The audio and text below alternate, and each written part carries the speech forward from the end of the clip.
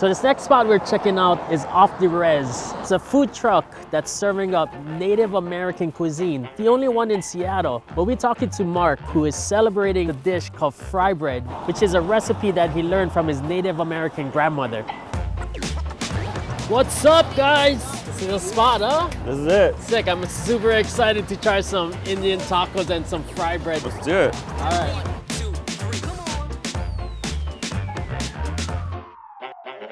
I grew up having fry bread. As far as with natives, it's kind of a staple. When reservations were given certain rations, they got, simple ingredients and they kind of made something out of it. That's like when food is like the most like raw, when it's born out of necessity. Yeah, exactly. Yeah, and then you make something delicious out of it. And my grandma actually was the first one that I made fry bread with. She moved here with my mom when my mom was in high school. They came from Browning, Montana. Okay. Which is where the Blackfeet Reservation is. You ready to try one out? Yeah, let's do it. We make it every day. Flour, water, milk powder, yeast, some honey, salt, and then you just drop them down. Traditionally, the fry bread would be a lot bigger. People are eating on the go here. We wanted to do smaller ones, and also they can mix it up and try different kinds.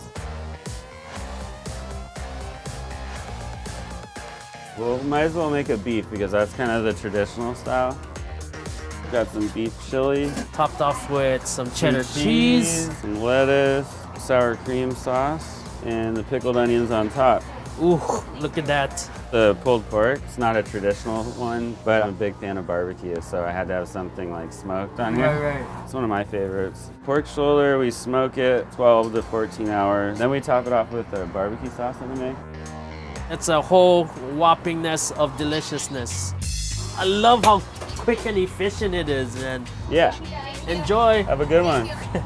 Well, Mark, in the early days, this was your life when the food truck first opened. Yeah. This was every day. At that time, food trucks were relatively new up here, and I kind of liked the idea of being able to move around different locations. We found this truck, built it out and started going. Were you in the food industry too before the food truck?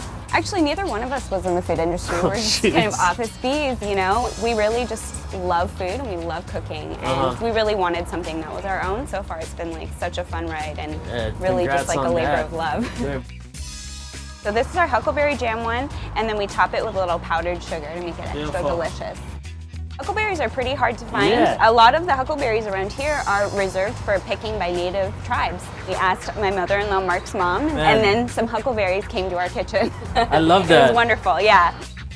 We do have a really popular burger, which is our powwow burger. So we put, instead of a regular bun, we put it on our fry bread, and it is so delicious. All beef pan-formed patty. We also put our house-made cumin crema sauce. So you got a bacon cheeseburger on fry bread and powwow burger for you. Powwow burger. Must be super rewarding though, because you get to see the reaction right there. Yeah, mostly it'd be Native Americans that grew up having fry bread and there's nowhere else to get it here. They're thankful that we're around to supply that. And that's part of why I wanted to do it.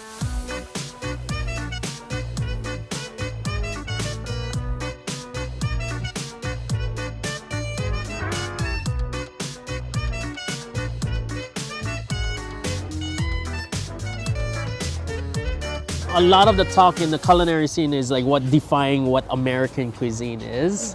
A lot of it is celebrated because of immigrants. But this is even before that coin was flipped. This is indigenous food. And I love that it's coming from someone who's celebrating their own background instead of learning it on Pinterest and Google. Yeah. This has the pulled pork topped on the fry bread. Cheers, guys. Cheers. That's what's up. And you have to make a mess. Crispy on the outside, but nice, soft and doughy. Perfect amount of sweetness. Yeah. Great job, guys. Oh, thank you. So this is the most classic, first one we came up with. We were this is the one we got to do, for sure. I would so crush 20 of those. I love it. Thank you. And then you guys also even make dessert ones too. Yeah. That's so good. Oh my God. Perfect balance of tartness. And it soaks up in the bread, so you get the crispy on the outside, and then soft and gooey. It's the perfect jelly donut. You guys are crushing it. Well, Thank you. So good. Don't forget about the burger. Texture is so key to making like a perfect recipe, and the fry bread has all of that in it already by itself. Yeah, it varies from, you know, region to region. So we're doing like Montana style, All right. Blackfeet style. You guys are the only ones that's doing it out here. Yeah, he was like, I really am craving fry bread. And we kept talking about, you know, what kind of business do we, or what kind of restaurant do we want to open up? And it was like, obviously fry bread, like nobody has this. And we just really were excited about like bringing it to people. One of the first places that I tried fry bread was at a powwow after I met him. But now we're the fry bread at the powwows sometimes. When you guys first opened up, what did people think about fry bread? I don't know, I didn't know about fry bread. Yeah, for sure. I mean, some people just really didn't know about it at all, and they thought that we invented a fusion concept of Indian tacos. They see Indian taco and they think that's like curry based. Yeah.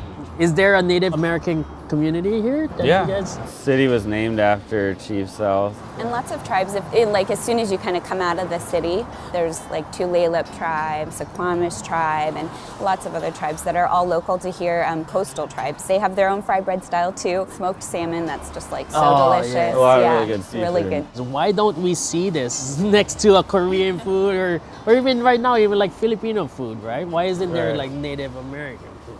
I think that, you know, for the Native community, the barriers to entry for business is a little bit tough. You know, it costs a lot of money to start something, and I mean, we poured our blood, sweat, and tears into building this business. I think a lot of it is natives were here first. They were making their food before there was a health department in Seattle. I think that's why a lot of them are on the reservation, because they can do what they want there on the land that, you know, that was theirs. It's a struggle. We go through that in Hawaii too. Yeah, it's the same kind of thing. I wanted to do something that, you know, would give other natives pride and jump through the hoops and make it happen. Wanting to share your culture, man. Yeah. There was nothing gonna stop you guys, especially coming from Native Americans. They should be the first ones to be celebrated. Now we go in with the goat. Oh, you know it's gonna be flavorful already. Oh my gosh. When the goat gets in there. Yes.